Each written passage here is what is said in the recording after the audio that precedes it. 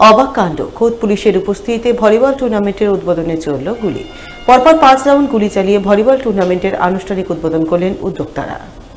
বৃহস্পতিবার নেতাজির জন্মজয়ন্তীর দিনে গুলি চালিয়ে ভলিবল টুর্নামেন্টের উদ্বোধনের অবাক করা ছবি নজর এলো মালদার মানিকচকের নূরপুর হাইস্কুল মাঠে। আর এই ঘটনাকে ঘিরে রীতিমতো শোরগোল পড়ল মালদায়।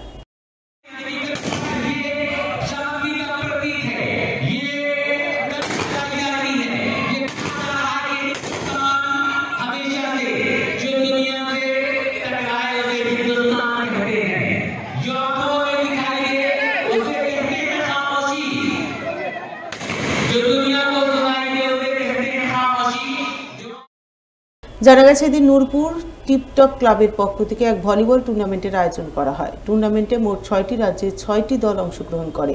সেই টুর্নামেন্টের উদ্বোধন হয় গুলি চালিয়ে। উদ্যোক্তারা শূন্যে পরপর 5 রাউন্ড গুলি চালিয়ে টুর্নামেন্টের আনুষ্ঠানিক উদ্বোধন করেন বলে খবর, তাও আবার পুলিশের উপস্থিতিতে।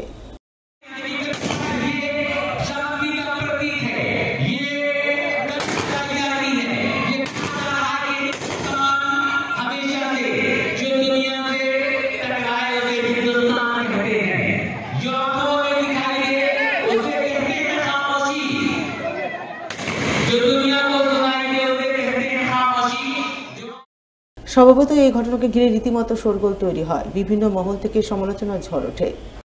নূরপুরে গতকাল একটি ক্লাবের উদ্যোগে ভলিবল টুর্নামেন্ট প্রত্যেক বছরই হয়, এবারও হয়েছে। আর অদ্ভুতভাবে দেখলাম যে সেখানে কয়েকজন হচ্ছে যে বন্দুক নিয়ে ফায়ার করে খেলাটাকে উদ্বোধন করছেন। লাইসেন্স প্রাপ্ত ওই বন্দুক থাকতে পারে, কিন্তু এটা সমাজের পক্ষে একটা ভালো উদাহরণ না। যেখানেই হোক না কেন, আপনার নিরাপত্তার জন্য আপনি নিজে লাইসেন্স প্রাপ্ত বন্দুক রেখেছেন, সেটা ঠিক আছে।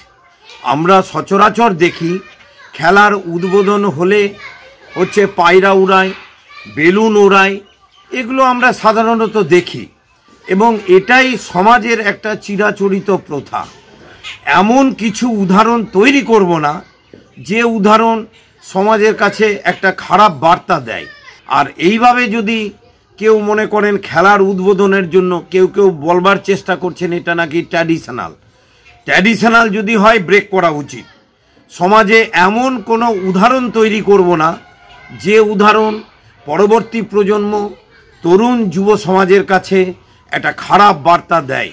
আমি মনে করছি যে কালকের ঘটনা বা এই ধরনের ঘটনা যদি কোথাও ঘটে, কখনোই এই উদাহরণ সমাজের গ্রহণযোগ্য নয়।